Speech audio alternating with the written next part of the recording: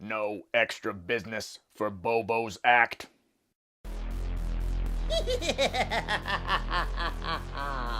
Hello, kiddies. It's me, your old pal, the Crypt Keeper.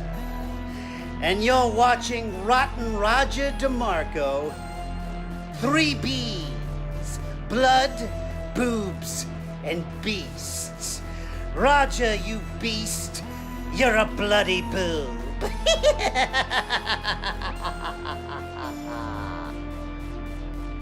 Hello, internet fans. It's your old pal Rotten Roger DeMarco here from 3bproductionco.com. This week, we're going to be talking about Michael Schroeder's 1988 film, Out of the Dark. Lots and lots and lots of titties. Nope, that's wrong. So here is your plot synopsis. These phone sex operators are being tormented by an obscene caller slash serial killer who wears a clown mask and calls himself Bobo the Clown. Pretty simple. A sleazy little movie that I absolutely love. So we got to talk about it this week. But before we get into my overall thoughts of the film, first, let's take a look at Rocket Rogers! Splatter Facts. We have 6 dead bodies. We have 6 titties. Perfect titty to dead body ratio. Although, if I were to count the lead girl's tits every time they were on screen, there'd be like 66 tits in this movie. Does that add up?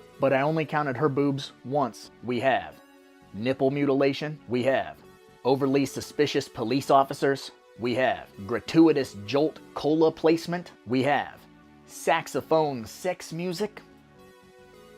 And we have nipples in a box. The methods of death include, but are not limited to, baseball bat to the noggin, a shovel to the noggin. Lots of noggin hitting in this flick.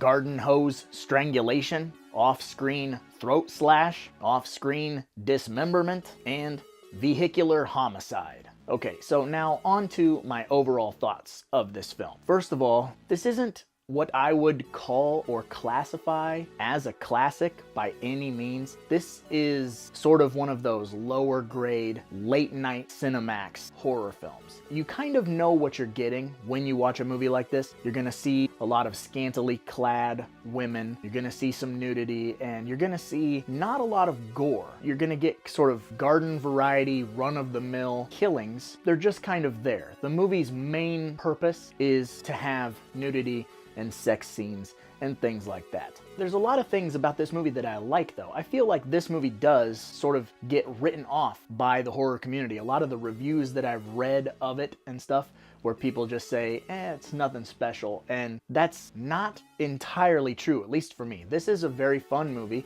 because it does have the gratuitous nudity. It does have some ridiculous, over-the-top acting, and it does have kind of a cool killer. It kind of meets all of the criteria that I really like, although I do wish there was a little bit more gore, but again, I'm not just a fan of gore for the sake of gore, which if you are new to the channel, you will start to understand the types of films that I gravitate towards. One of the things that I really do like about this film is the way that the girls who work at the phone sex hotline all interact with one another. There's a very believable sense of camaraderie between them all, where it's just sort of this mundane job for them, sitting and answering these phones and pretending to be these sexy ladies when they're really just kind of sitting there eating sandwiches and smoking cigarettes and trying to make money, trying to earn a living. It's amazing to see the way that they all act and interact with one another and have this sort of like a sisterhood,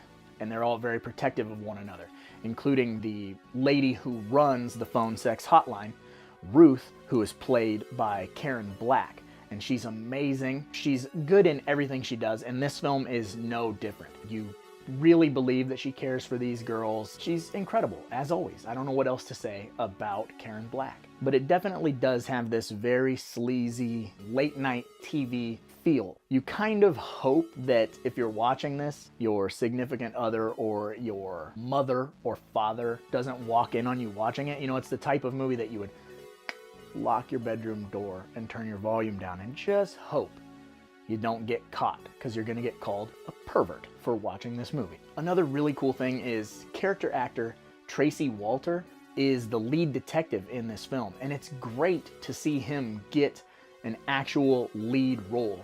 Even if it is like a supporting lead role, he does a little bit more than just be like a weird looking guy, which is sort of what he was normally cast as, is this kind of an odd duck.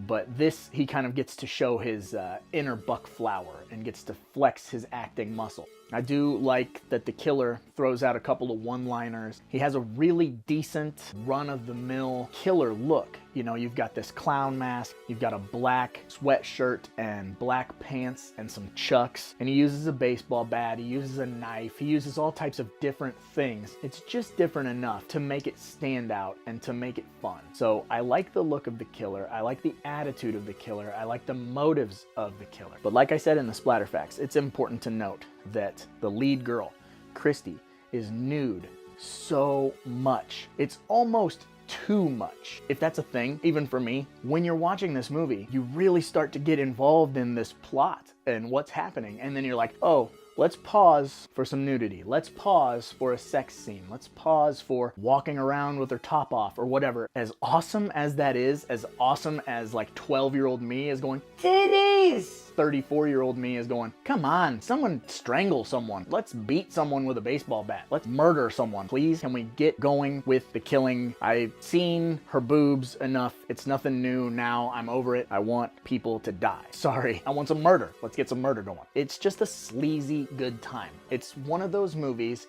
that if you haven't seen, you've got to see it. If you have seen it a while back and you forgot about how much fun it is or whatever it is, that you need to revisit it, dust it off, and go along for this sleazy, nudity-filled clown fest of a film. It's not upper tier slasher by any means. Now, this is 1988, so we're sort of fizzling out. And this is the way for things to go, is these late night TV movies. This is borderline on the edge of a psychological thriller. This is a detective film with a serial killer in it. It's got some parallels to like Seven, but nowhere near as classy as Seven. Imagine Seven if it was made in like 1994 by Roger Corman and it had like Brinke Stevens in it. This is that type of movie that you know what you're getting. Lingerie, nudity, and baseball bat toting clowns. But really, I don't have a lot of things negative to say about it because I have a fun time with it. I like the detective angles that are going on. I like a little bit of the love story stuff that's going on, even if I do feel like the sex sort of gets in the way of my murder. Of course, this movie is 100% popcorn as fuck. What else do you need? It covers all three things for this channel: blood, boobs, and beasts. You gotta see it. If you haven't seen it, do yourself a favor and find a way to watch this movie and check it out. I even think that it's on Amazon Prime right now for free. So that's a good way to get to it if you don't want to drop the coin. But if you want a physical media copy of this film, click the link in the description and get a copy of Out of the Dark for you today. But I suppose I should probably get going because after all, there's a lot of movies out there and somebody's got to watch them. So why not me? Right? Comment down below and tell me what you're wearing.